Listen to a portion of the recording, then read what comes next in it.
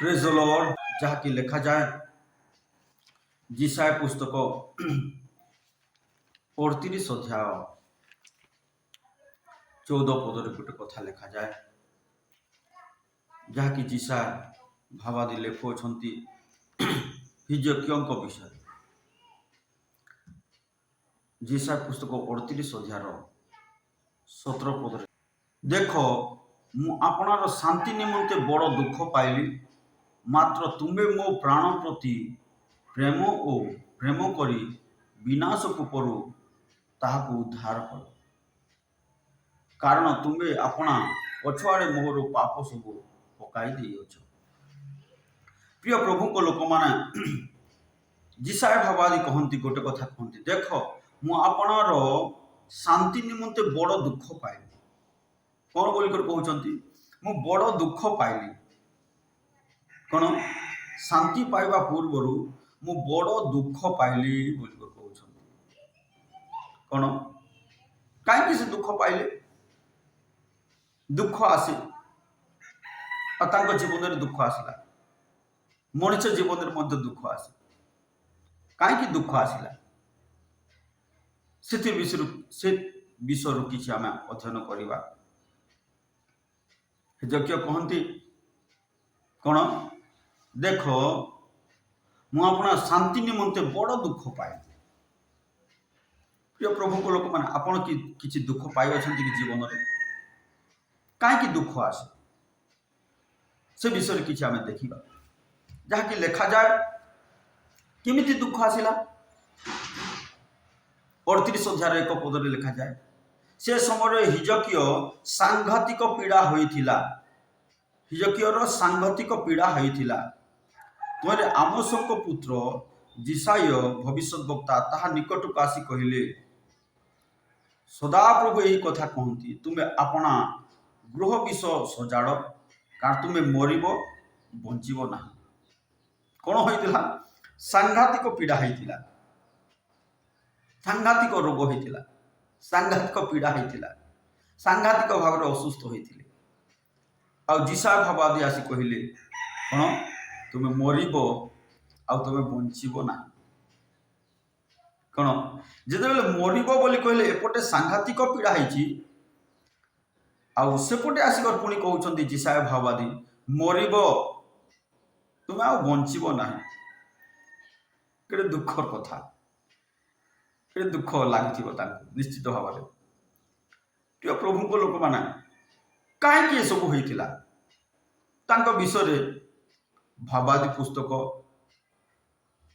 जिसाय पुस्तक और राजवली पुस्तक रे लेखा अछि कौन सब करिथिले देखिबा कौन सब करिथिले तांकर जीवन शैली की प्रकार थिला। प्रथम देखिबा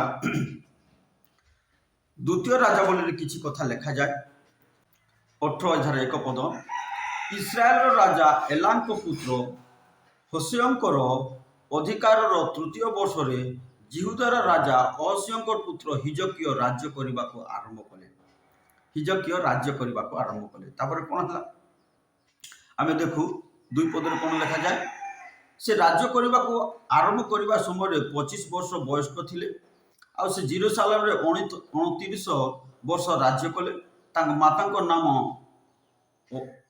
ओबी से जिखरियंकर कन्या थिले तापर इस स्थान आम देखु बैकग्राउंड माँ को नाम आ 25 वर्ष बयस से राज्य कले तापर 5 और 6 पदरे यही प्रकार लेखा जाए कौन लेखा जाए से सदाप्रभु इस्राएल परमेश्वर ठारे विश्वास कले तांकर परवर्ती जिहुदार समस्त राजा मध्य केही तांको परि नथिले किबा तांकर पूर्ववर्ती मान मध्य केही नथिले से सदाप्रभु परमेश्वर प्रति विश्वास कले भक्ति कले कौन जमती नुआ नुआ बाप्तिस्म नहीं विश्वास करथिबा भाई भौणी माने जेमिति भक्ति करती विश्वास करती से ही प्रकार से कले 6 पदरे विषय लेखा जाए कारण से सदाप्रभु प्रति आसक्त हेले कौन से सदाप्रभु प्रति आसक्त हेले गोटे स्वामी तार स्त्री प्रति जेमती आसक्त हुए से प्रथमे प्रथमे प्रभु को प्रति आसक्त हेले, भक्ति कले, कौन प्रार्थना कले, प्रभु को आराधना कले, प्रभु पाई उद्योगी हेले। आ कौन लिखा जाए से ताहांको अनुगमन रो विमुख हेले नाही, आ सदा प्रभु मूसा को जहा आज्ञा करिथिले ताहांकर से सब आज्ञा से पालन कले। आ 7 पद देखो, एते सब कार्य करिबारो मूसांकर आज्ञा सब पालन कले, वाक्य सब पालन कले, आ प्रभुंकर आराधना भी कले, प्रभुंकर गौरव कले, पाप को छाड़िले। एते सब करिबारो 7 पदरे कौन लिखा जाए कि कौन पुणी सदा प्रभु तांकर सहवर्ती हेले, आ से जेकोसी आड़ गले सियाड़े कुशल प्राप्त हेले, कौन सफलता पाइले। यह देखु कौन हिजकियंकर बैकग्राउंड, कौन सदा प्रभु को प्रति आसक्त हेले, सदा प्रभुंकर कौन प्रति विश्वास कले, आ सदा प्रभुंकर उद्योगरे काम कले, ताले जेकोसी आड़े गले से सफल प्राप्त हेले। प्रिय प्रभु लोक मैंने यह जानतु, आपण को क्षेत्र में विफल होइछंती, आपण चाकरी रे, आपण बिजनेस रे, आपण सेवा कार्य रे, आपण परिवार रे को क्षेत्र में विफल होइछंती, ताले सदा प्रभु को प्रति आसक्त हेबा सिखंतु। केमति आसक्त हेबा ही पारिबे? आसक्त हेबाटा कोन? आपण स्त्री प्रति जेमति आपण आसक्त होउछंती, प्रभु प्रति आसक्त, आपणकर कौन पुओ झील प्रति जमी आसक्त होती सेमती प्रभु को प्रति आसक्त हूँ, ताले सदा प्रभु आप सहवर्ती हे। जेकोसी आड़े गड़े, जेकोसी आड़े गले आप सफलता पाइबे, जुआड़े गले जो कार्य करेंगे आप सफलता पाइबे। खराब कार्य प्रभु सफलता देवे नहीं, किंतु जो उत्तम कार्य करेंगे प्रभु आपको सफलता देवे। प्रिय प्रभु को लोक मान, प्रभु ए विषय कथा कहते कौन तापर पर देखु जिते बेले सफलता पाइले कौन है तांको विषय लेखा अच्छी कौन है एबे फेड़िबा कौन से द्वितीय वंशावली 32 अध्याय को फेड़िबा। द्वितीय वंशावली 32 अध्याय तांको विषय लेखा अच्छी कौन है बोली लेखा अच्छी। द्वितीय वंशावली 32 अध्याय कौन 25 पदरे लेखा अच्छी, मात्र हिजकिय अपना प्रति कृत मंगल अनुसार प्रतिदान कले नहीं, कारण तांकर अंतकरण गर्वित हैला। कौन गर्वित हैला जेते बेले एते सबू आशीर्वाद पाइले, जेकोसी आड़े गले कुशल प्राप्त हेले, जहा कले प्रभु सफलता प्रदान कले, तापरे एते सबू कौन समृद्धि हेबारो, धन संपत्ति बढ़िबारो, टंका पैसा बढ़िबारो ताकर अंतःकरण पुणी गर्वित हैला, गर्व आसला। कौन गर्व आसला। प्रिय प्रभु को लोक मान, मु जानबार गोटे कथा कहूँ, दुईटा पाप को प्रभु क्षमा करबे ना। गोटे है गर्व और गोटे है कौन पवित्र आत्मा को विरुद्ध रे कथा कहबा। गर्व सकाशु लुसिफर तले पतन हैला, प्रभु क्षमा कले ना। गर्व सकाशु नबुकदनेस्सर घास खाइले, गर्व सकाशु प्रेरित पुस्तक 12 अध्याय लेखा अछि, हेरोद राजा कीट द्वारा भक्षित हेले। कीट माने जीवंता, कौन हेरोद राजा जीवंता थाउ थाउ कीट माने ताकू खाई गले। केमती हेतिबो देखंतु, गर्व सकाशे। ए गर्व होछि महा डेंजर विषय, गर्व महाविपद। ए हिजकिया राजांकर जीवन शैली बहुत भल थिला, जहाँकि लेखा अछि आमे देखु द्वितीय राजावली 18 अध्याय जहाँकि लेखा अछि 5 पदरे से सदा से इस्राएल सदा प्रभु इस्राएल परमेश्वर को ठारे विश्वास कले। बढ़िया कथा 6 पदरे लेखा गला कौन से द्वितीय राजावली 18 अध्याय 6 पदरे, कारण से सदा प्रभु को प्रति आसक्त हेले। बढ़िया कथा। कौन 7 पदरे लेखा अछि, पुणी सदाप्रभु तांकर सहवर्ती हेले जेकोसी आड़े गले सियाड़े कुशल प्राप्त हो सक्सेस सक्सेस जमी गीत संहिता 1 अध्याय 3 पदर शेष धाड़ी लेखा अच्छे से जहा करे सफल हेब विफल नहीं कौन विफल हेब नहीं सफल हेब आर हिजकिय से प्रकार किंतु सबू ठीक ठाक हैला परे कौन हैला तांकर अंतःकरण गर्वित हैला आर प्रभुंकर अनुसरण कले नहीं प्रभुंकर रास्ता चलिले नहीं कौन बोली लेखा अच्छी ये द्वितीय वंशावली 32 अध्याय 25 पदरे मात्र हिजकिय अपना प्रति कृत मंगल अनुसार प्रतिदान देले नहीं जो प्रकार से आशीर्वाद पाइले जो प्रकार प्रभु साहाय्य कले जो प्रकार प्रभु तांको दया कले से ही प्रकार भाव कौन है प्रभु को प्रतिदान देले नहीं प्रभु को कृतज्ञ हेले नहीं प्रभु को धन्यवाद देले नहीं प्रभु को प्रति मनोयोगी हेले नहीं कौन प्रभु को प्रति आ कौन उद्योगी हेले नहीं आगे जो प्रकार आसक्त थिला कौन से प्रकार आसक्त हेले नहीं एथिपाई प्रकाशित वाक्य लेखा अछि कौन तुमर केउठारो पतन होई अछि एनु उद्योगी होई कौन करो मन परिवर्तन करो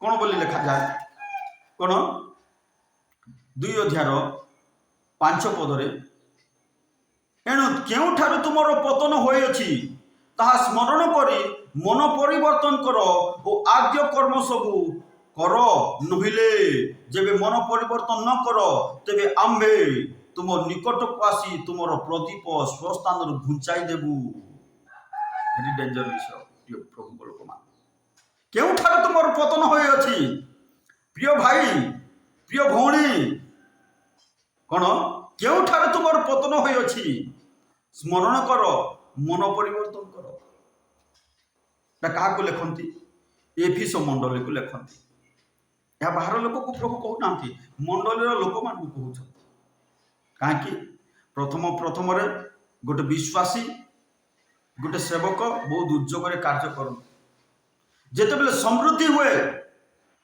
जिते प्रभु आशीर्वाद करती से प्रभु को प्रति भूली जाती प्रभु कौन प्रभुंकर करिथिबा मंगल अनुसार से प्रतिदान दियंती ना कौन गोटे गोटे विश्वासी अल्प दरमा पाउला बेले बहुत बढ़िया दशमांश दियंती किंतु जिते पैसा बढ़ी जाए 5,000 पाउला बेले 500 टंका दियंती किंतु 50,000 हो गला बेले 5,000 देवा से कष्ट लगे तो प्रभु ताहा कथा कहते प्रिय प्रभु को लोक मान कौन एफिस मंडली को प्रभु ताहा लिखुंट कौन एणु केउठारु तुमर पतन होई अछि ताहा स्मरण करी मन परिवर्तन कर प्रिय भाई प्रिय भौणी हिजकिय ताहा कले ना कौन से प्रभुकर कौन अनुसार चलिले ना प्रभु कहले कौन रेडी हो जाओ मरब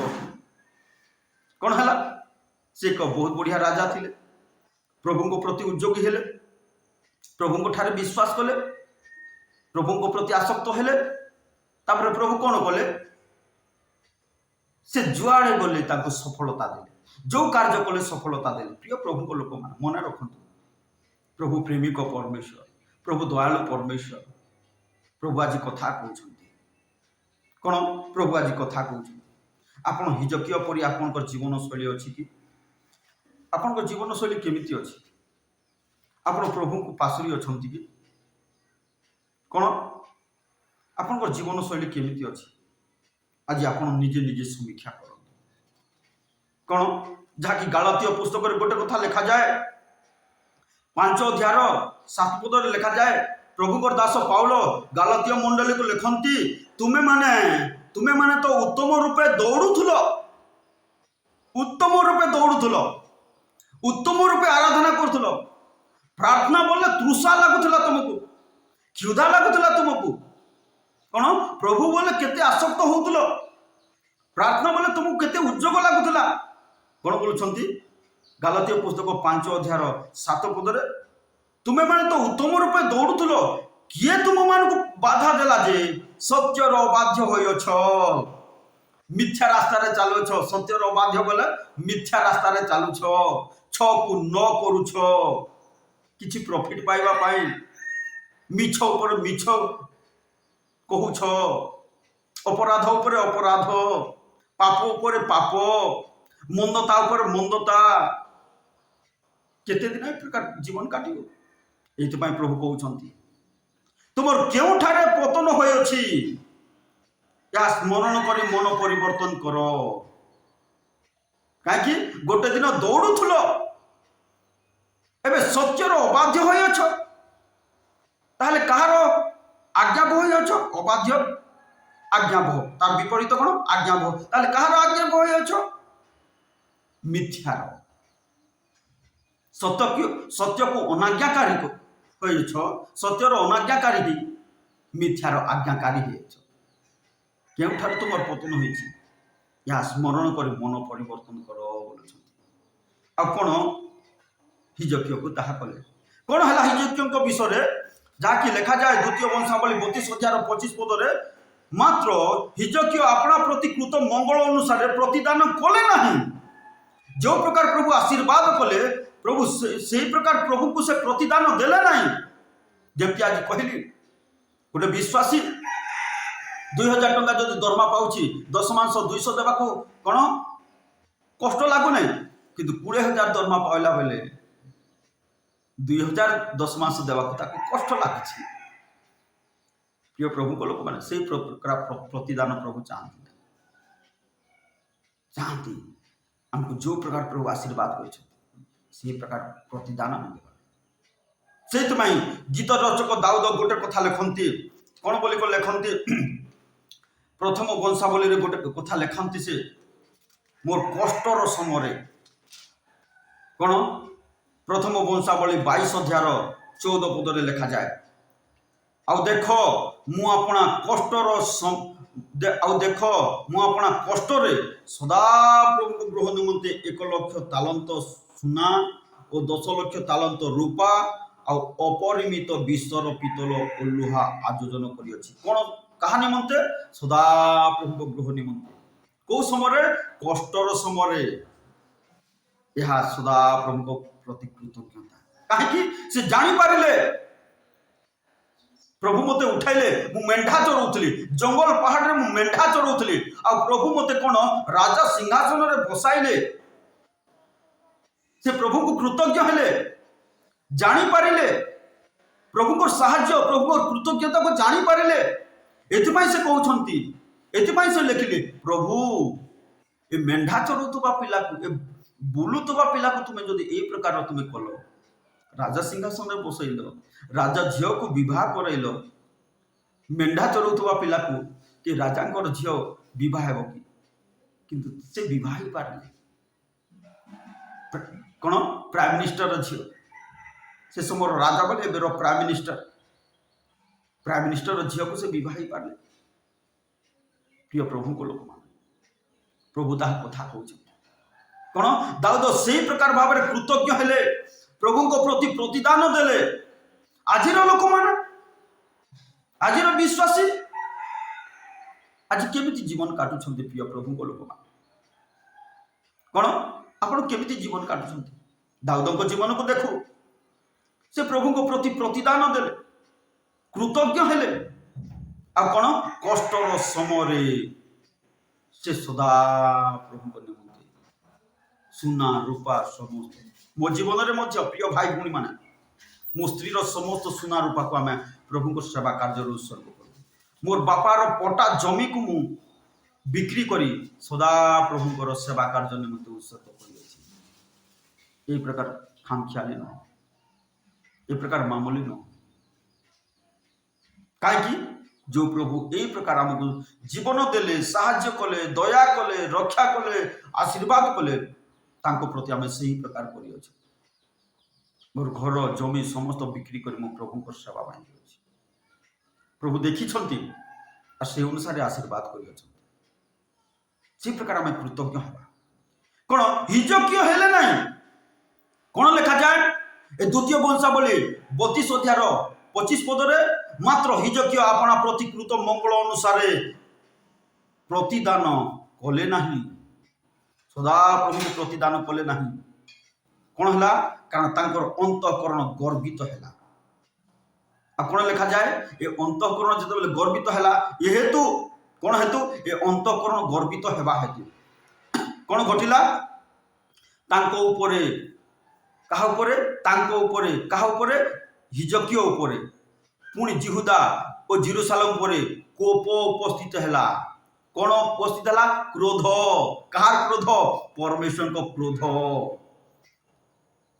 कहा उपरे हिजकिया उपरे आ जेरूशलेम जिहुदा उपरे प्रिय प्रभु को लोक माने आपण जदि भूल कले आपण को उपरे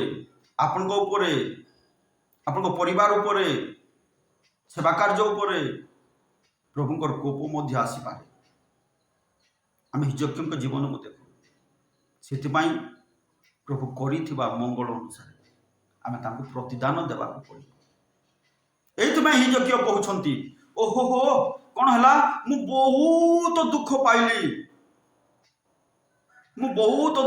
कहीं से पाइथिबा मंगल दान अनुसार प्रतिदान देले नहीं केमिति पाइथिले 29 पदरे लिखा जाए कौन केमिति पाइथिले बोली लिखा अछि 29 पदरे लिखा जाए आउरी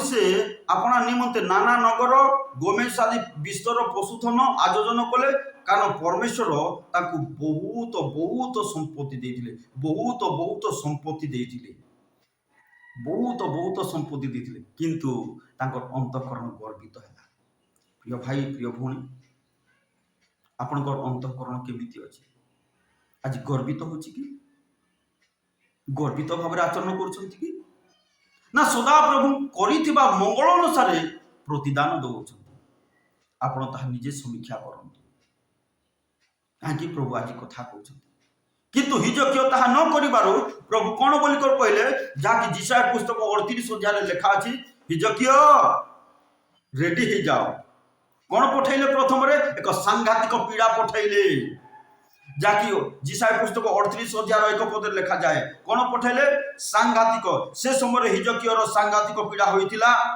आर कौन हला बोली लिखा जाए जिसाया भविष्य वक्ता आसी कहले तुमे रेडी हो जाओ मरिबो आ बंचीब ना प्रस्तुत हो जाओ मरिब बंचीब ना तापर कौन कौन घटना घटला आउ थे से मन पकाइले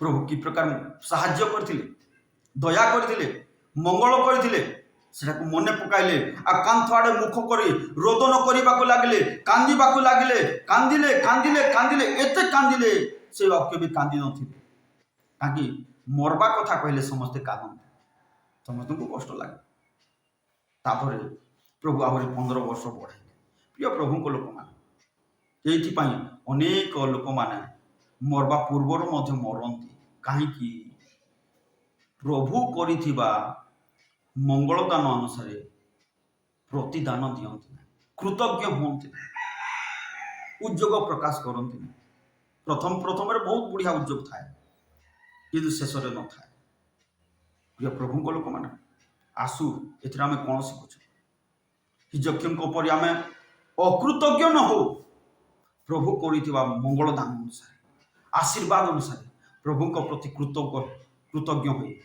रास्ता प्रभु समस्त वाक्य आम समस्त आशीर्वाद प्रार्थना करवा मंगलमय सदा प्रभु तुमको धन्यवाद देछु बापा आज वाक्य जेते भाई भौणी शुणुछंती समस्त को तुम्हें एकत्र आशीर्वाद करो समस्त को तुम्हें साहाय्य करो समस्त को तुम्हें दया करो प्रभु समस्त जीवन रे कार्य करो तुम्हें करिथिबा मंगलदान अनुसार जेपरि से माने प्रतिदान करिवे तुमको तुम्हें दया करो साहाय्य करो निश्चय प्रार्थना शुणुछ प्रभु धन्यवाद देछु यीशु का नाम रे प्रार्थना करूछु आमेन